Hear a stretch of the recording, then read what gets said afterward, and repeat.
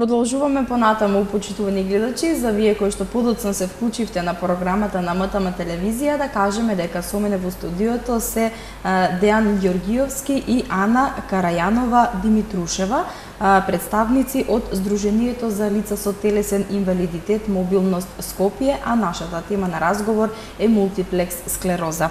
Да продолжиме понатаму со вториот дел од емисијата. Во првиот дел кажавме многу работи за оваа болест, меѓутоа сега еве би продолжиле околу терапијата.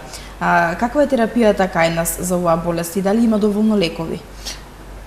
Колку што јас сум запозната, не можам да зборам сега како некој што ја познава оваа проблематика, меѓутоа знам дека се опфатени мал број на лица кои што се болни од МС со терапија.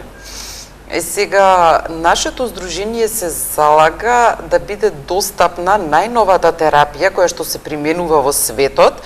Тоа беше и апелот на самиот ден на мултиплекс склероза, кога се обележуваше во среда.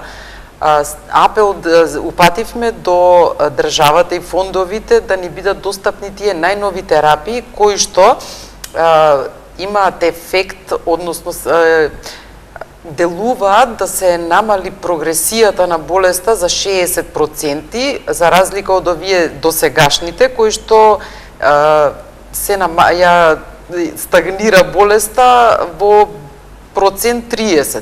Така. И до каде работава? Се надеваме дека ќе го слушнат нашиот апел кој што го упативме. Така. Самите надлежни институции. Така. Дали клиниките кај нас во Македонија ги задоволуваат потребните стандарди за третман на болеста? Сега добро, во Македонија секогаш се трудат самиот персонал, сите се трудат да се задоволат, меѓутоа условите се такви и се надевам дека во иднина сето тоа ќе оди на подобро, нели, ќе бидат вклучени еве и новите терапии, ќе бидат подостапни клиниките со самиот пристап на членовите да можат самостојно да функционираат, односно да отидат самите да ги подигнат лековите, а не да се како до сега да се замолуваат родители, комши, ајде те молам отиди, мене ми е тешко да отидам, немам како да се качам скалите, рампата и така натаму. Така. Јас сакам да додадам нешто. Секако. Да не биде дека ги критикуваме, пошто мислам дека во изминатиот период многу работи отидоа на подобро, многу клиники се изреновираа, многу апарати се донесоа. Се надевам дека во брзо време самиот оддел на неврологија ќе дојде на ред. Овој апел да се убрза малце. Јас не сум малце задоволен затоа што на одделението за неврологија, каде што се сместени веќе пациентите кои што се заболени со МС или оние кои што се во фаза на испитување, се чека да се потврди болеста со магнетна резонанса, тука се сместени и неколку соби, значи истиот спрат, во истиот ходник, шок соби или како се викаат, собите со за интензивна нега, да. И сега јас како лице кој што од 98 година имам таа болест, го имам веќе тоа надминато и не ме представува некој голем проблем, мада е проблем, но како млад дечко, нели, кој што отидов прв пат се соочувам со тоа и кога во тоа близина ќе видиш луѓе кои што се на апарати на интензивна нега или за жал веќе починати кои што стојат тука во ходникот, а ти треба да пројдеш покрај нив, малце е непријатно. И затоа мислам дека надлежните ќе убрзаат постапката и ќе дојде и нашиот оддел да биде онака како што треба, да се знае што се пациенти кои што им е потребен посебен третман или се интензивни и оние кои што се уште, фала Богу, одат газат по земјата сами. Дали според вас ова е еден од чекорите кои што треба да се превземат за во иднина луѓето со мултиплекс склероза од Македонија да имаат соодветен третман сличен на оние од западните земји? Значи, клиниката за неврологија нема никаква врска со третманот. Значи, тоа се соби таму каде што ние одиме на неколку месеци престојуваме и ги взимаме потребните лекови, тоа значи нема персоналот, докторите, сестрите, све е супер безпрекорно, значи они имаат толку многу ни посветуваат внимание што не може да се пожалиме ни од нив. Инаку третманот е пред да дојдеме ние, нели, во тој стадиум да мораме да се обратиме и да бидеме сместени во клиниката. Значи, во што се состои третманот на МС, додека лицето на почеток му се открие, нели, дека е веќе носител на мултиплекс склероза, што побрзо да биде ставена таа листа за да ги прима тие најсовремени лекови, значи да добие соодветна терапија за која што говореше Ана пред малце, која што веќе има во светот, за да не дојде да се доведе во ситуација да постане корисник на инвалидски помагала, бастун, одалка, количка или да биде легнал. Да не бидеме на терет само на пензиски и здравствени фондови, да може да се држиме на нога подолг период. Суштината е тоа, на самиот почеток да го добијат правиот третман, оној кој што треба да се добие за да се одржи болеста, да никогаш не стигнат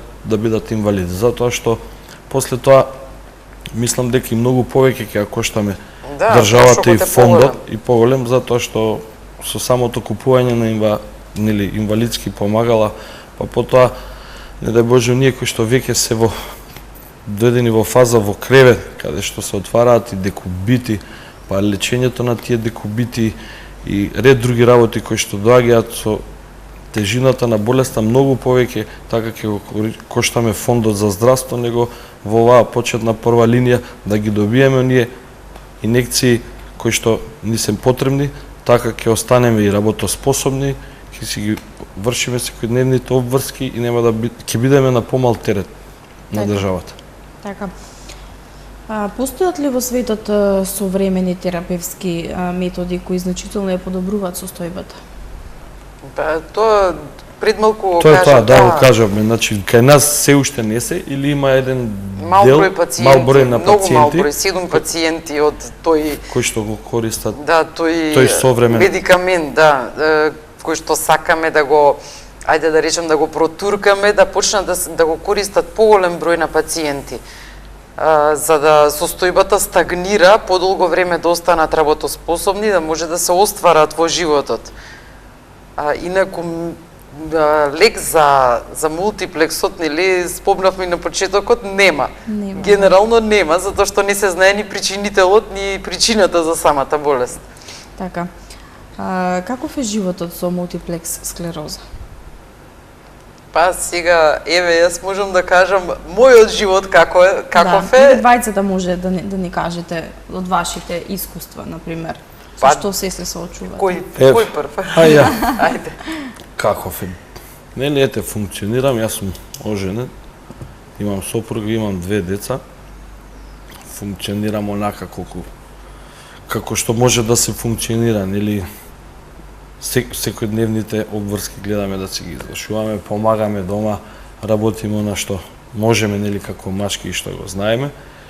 И сега нормално дека домашните имаат некое разбирање за нас и еве конкретно за мене имаат разбирање и ми прогледуваат кроз прсти. Пријателите, другарите со кои што дружам од дете, исто и они ме прифатиле таков каков што сум. И секогаш сум, да речеме, за нешто поштеден или гледаат на мене со не со сожалување, него сега не знам кој. Значи ме толерираат. Но додека постои толеранција. Ете, така, да. А тоа не блиските. Да, оние кои што ме познаа. Но кога ќе влезам во автобус, кога ќе видат дечко од 1,85 м, кој што не користи бастум или одалка, или кога ќе застанам во некој ред, во некоја институција да чекам на некој шалтер за да завршиш некоја работа, или во банка, они не знаат дека ти не можеш повеќе од 2 минути да стоиш, мислат дека си здрав, млад, нели?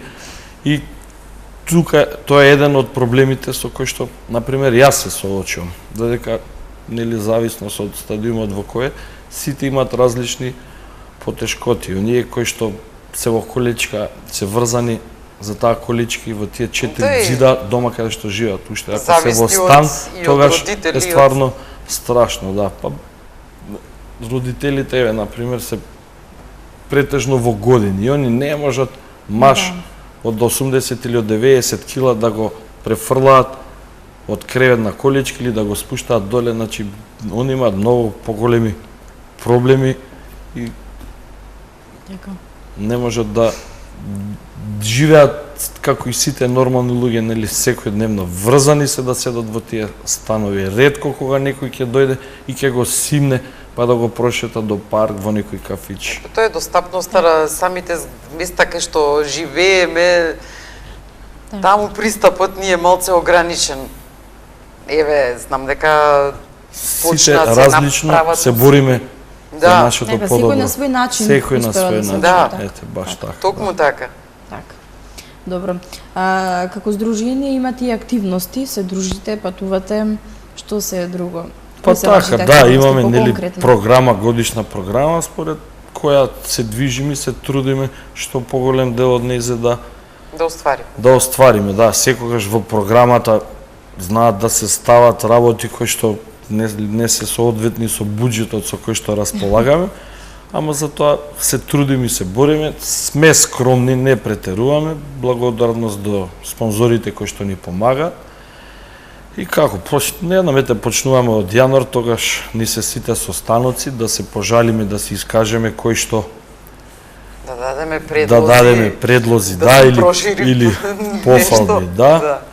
После тоа поголема прва активност ни е денот 8 март за припадничките на понежниот пол.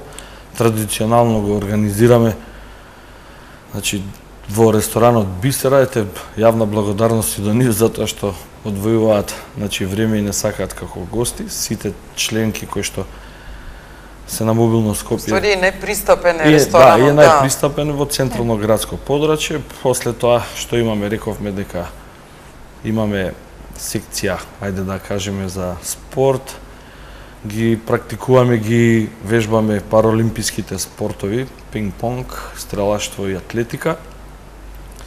После тоа имаме музички средби кои што ние учествуваме како Скопско здружение. Тие средби ги организира Мобилност Македонија, нашиот национален сојуз на лица со телесен инвалидитет. Тие се одржуваат веќе 2 години на отворено во Струмица, инаку пред тоа бевме затворени во Цар Самуил со, значи, наш бенд кој што е составен од лица со телесен инвалидитет.